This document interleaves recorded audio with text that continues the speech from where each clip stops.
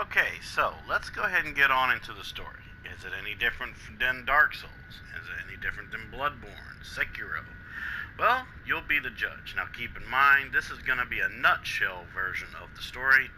If you want to look for a deeper version of the story, well, sooner or later, YouTuber Vati Video will probably have one for you to watch. But until then, this is basically a nutshell version of the story before you are put into the picture.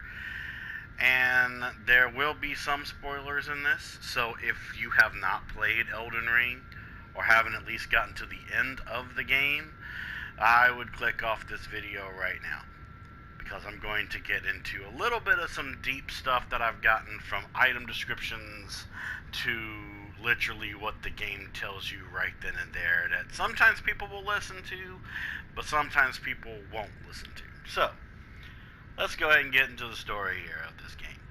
And as you can see, I'm in a spot in the game where there are no spoilers or nothing. We're right beside this nice, beautiful golden tree right here.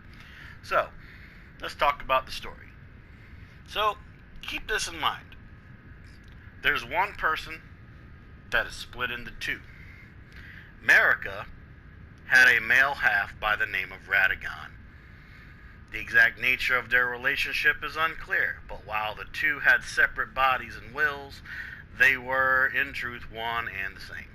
Achieving godhood as the vessel of Elden Ring, Marika took a consort, Godfrey, who thus became the first Elden Lord.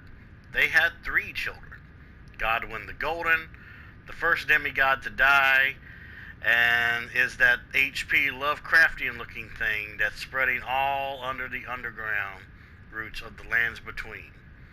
Then there's Morgoth, and then there's Moog. Radagon met a woman named Renala. They got married, and they would have 3 children. They would have Radahn, Rykard, and Ranni. Ranni sends assassins to kill Godwyn. His soul dies, but his body becomes, well, you know, what I just explained right before. She would kill herself, but her soul would remain. Rykard would soon lose his way. He allowed himself to be devoured by a giant snake at Mount Gelmir. Radahn would study sorcery and grow in size. Marika would leave Godfrey. Radagon would leave Renala.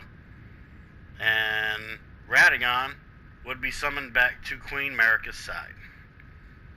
Radagon would be summoned back to Queen Marika's side and would go on to have twins.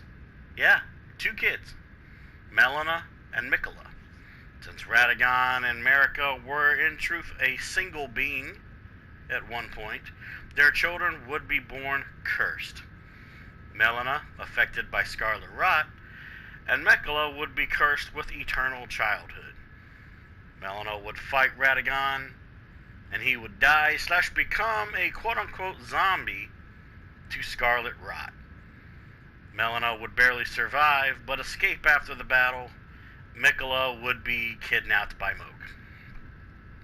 While married to Marika, Radagon studied incantations. Marika eventually grew disillusioned with the greater will and sought freedom from its influence.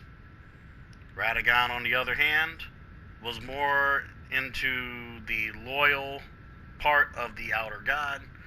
Their conflict would eventually come to a head when Marika would shatter the Elden Ring.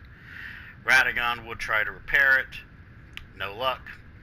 The shattering angered the greater will, and Radagon shared Marika's sentence, with the two once fused into a single body and imprisoned beneath the Erd tree.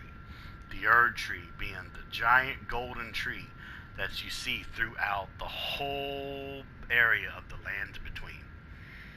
So, that's in a nutshell the story.